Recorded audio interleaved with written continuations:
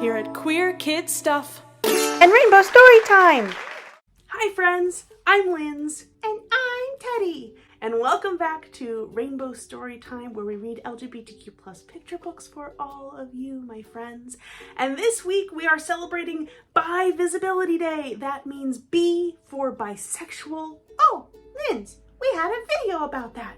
That's right, Teddy. Really good memory. In honor of Bi Visibility Day, I thought that we would read a book about a bisexual person. Today, we're going to read this book about Freddie Mercury.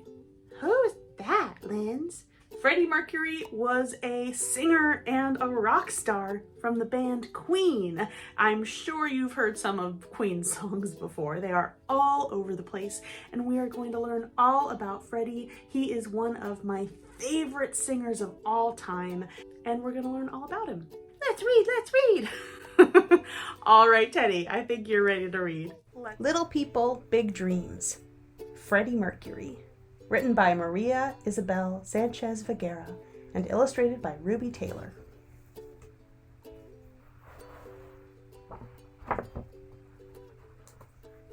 On the tiny island of Zanzibar, off the east coast of Africa, lived a Parsi boy called Farrokh Bulsara. He dreamed of having a fabulous life. His journey started when his parents sent him to a boarding school in India, where the family came from. Bye. In school, Farrokh took piano lessons. Soon he was repeating any melody he heard on the radio, especially if it was rock and roll. But it was at choir where he showed he also had a natural talent for singing. Ah! Just like that. While most kids have 20 teeth, Farrokh had 4 more. They took up a lot of space inside his mouth, but he believed that these teeth helped him reach the highest and lowest pitches of his favorite songs. How cool is that? By the time he was 12, Farrokh had formed a band with some friends and started calling himself Freddie. He was obsessed with any new music coming from England, and being a rock star was all he could think about. Ooh, the Hectics. That sounds pretty cool. After graduating from school, he went back to Zanzibar. Only 2 years later, his family left the island and moved to England. Suddenly, Freddie found himself in London, one of the coolest cities for a young musician like him. Ooh, cool. He studied graphic design and sold second-hand clothes at a trendy market. There he hung out with Roger and Brian, members of a band called Smile. They were looking for a singer. It was the chance Freddie had been waiting for. Ooh, Smile. That sounds like a cool band. Let's see.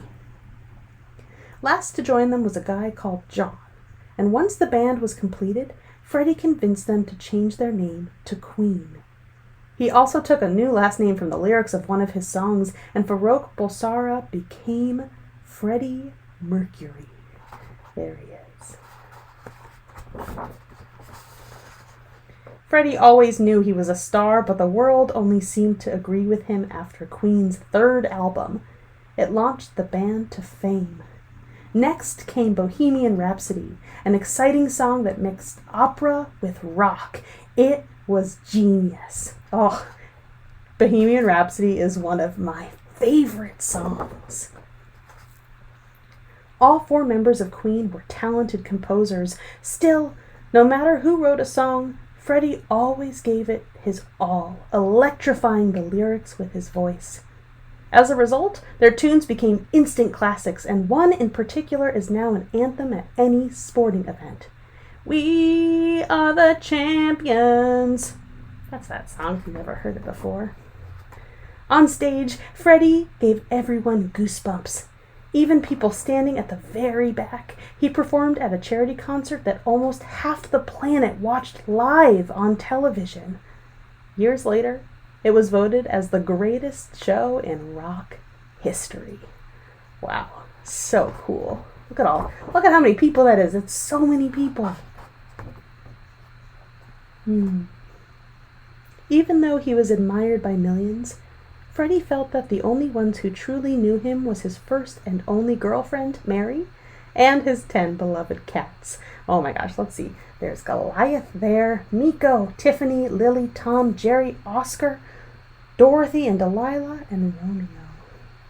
Then, one day, he met Jim, and they were together forever after.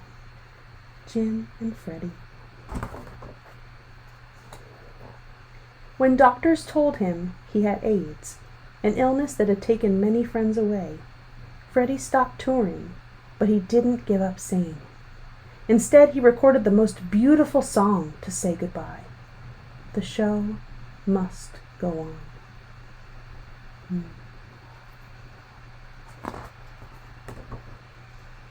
Still, it wasn't really a goodbye.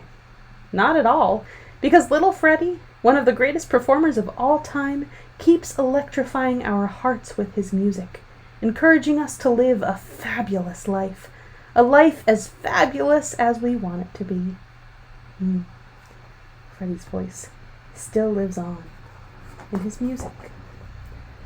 And that's Freddie Mercury. Oh, look at the baby picture of Freddie! Oh, and all the way up to him singing on stage. Oh.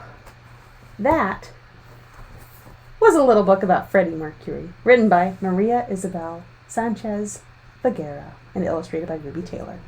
All right, that was our book all about Freddie Mercury. Happy Bi Visibility Day, everybody, and we will see you at Storytime. Don't forget to hang out with us in our Rainbow Storytime session that's happening right now. You can hang out with me and Teddy weekly on Zoom. There are drop-in packs available for grown-ups, and that's all we got for you today.